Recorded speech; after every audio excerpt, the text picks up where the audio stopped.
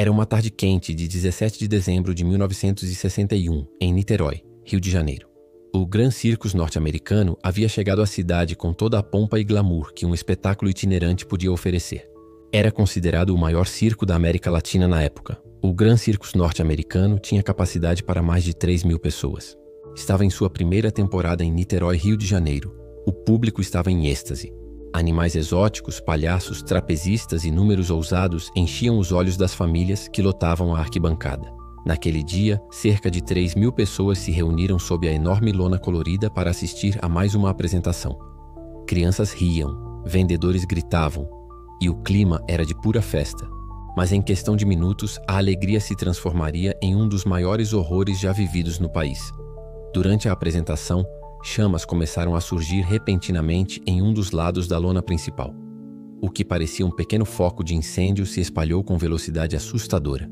O fogo teria começado por volta das 15h20 do dia 17 de dezembro de 1961, quando o picadeiro estava lotado. O material da lona, feito de algodão e parafinado para resistir à chuva, era altamente inflamável, pois era impermeabilizada também com gasolina.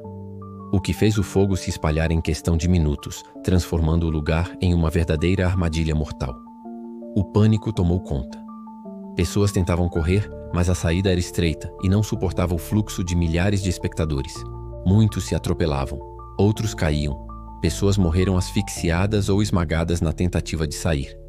A elefanta Semba, uma das atrações do circo, devido ao calor extremo e às chamas do fogo, disparou correndo pela multidão, causando pisoteamento. Famílias inteiras foram dizimadas. O fogo consumia tudo com uma fúria inexplicável. Em menos de 10 minutos, o gigantesco circo estava em chamas. O calor era insuportável. O cheiro de fumaça e gritos de desespero ecoavam pela cidade. O saldo foi devastador. Mais de 500 mortos, a maioria crianças, já que era uma matinê infantil, e ainda centenas de feridos. Alguns artistas e espectadores ajudaram a salvar crianças e pessoas mais fracas.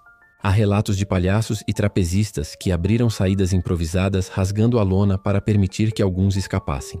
Mas o mistério começa justamente depois. As investigações apontaram que o incêndio foi criminoso. O principal suspeito, um ex-funcionário do circo conhecido como Adilson Marcelino Alves, apelidado de Dequinha.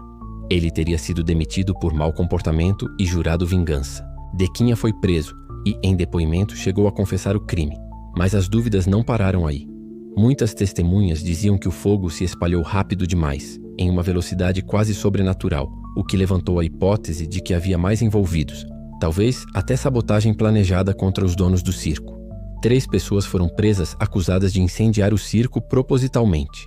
Adilson Marcelino Alves, conhecido como Dequinha, apontado como o incendiário principal. José dos Santos, acusado de ajudar. Walter Rosa dos Santos, acusado de planejar. Com o tempo, surgiram teorias ainda mais sombrias, que o incêndio poderia ter sido um ato de vingança coletiva contra os donos milionários do espetáculo. Outros relatos afirmam que o incêndio pode ter sido planejado por pessoas de fora, ligadas a disputas de território e negócios no ramo circense, que o número real de mortos teria sido ainda maior do que o divulgado, escondido pelas autoridades para evitar caos na cidade. Que forças sobrenaturais poderiam ter influenciado o acontecimento, já que muitos artistas de circo relatavam presságios estranhos antes da tragédia. O caso se tornou um trauma nacional. Enterros coletivos chocaram o Brasil, e a comoção foi tamanha que até hoje o incêndio do Gran Circus é lembrado como a maior tragédia circense da história mundial. As investigações concluíram que o incêndio foi criminoso, mas até hoje há dúvidas sobre se esses homens foram mesmo os culpados ou se foram apenas bode expiatório. Dequinha acabou sendo assassinado na prisão em 1969, assassinado de forma brutal em circunstâncias misteriosas, e muitos acreditam que sua morte calou segredos maiores do que sua simples culpa. José dos Santos também foi morto na prisão. Apenas Walter Rosa sobreviveu mais tempo, mas sempre negou envolvimento. Essa sequência de mortes misteriosas reforçou a aura de que havia algo oculto por trás do caso. O incêndio foi noticiado em jornais do mundo inteiro, sendo considerado o maior desastre em circos de toda a história mundial. O Papa João XXIII enviou mensagens de condolência. O governo brasileiro decretou luto oficial. Ainda hoje, sobreviventes e familiares visitam o local todos os anos. Em 2011, no cinquentenário da tragédia, foi inaugurado em Niterói um memorial às vítimas do Gran Circus norte-americano. Mas a pergunta permanece: Dequinha foi realmente o único culpado? Ou ele foi apenas um bode expiatório em uma história muito maior e sombria? E você, o que acha? Deixe sua opinião nos comentários. Se inscreva no canal Histórias de Tirar o Fôlego e ative o sininho, porque aqui você sempre vai conhecer os maiores mistérios, enigmas e fatos reais que marcaram a história. O incêndio do Grand Circus norte-americano continua sendo uma ferida aberta e um mistério que talvez nunca seja totalmente revelado.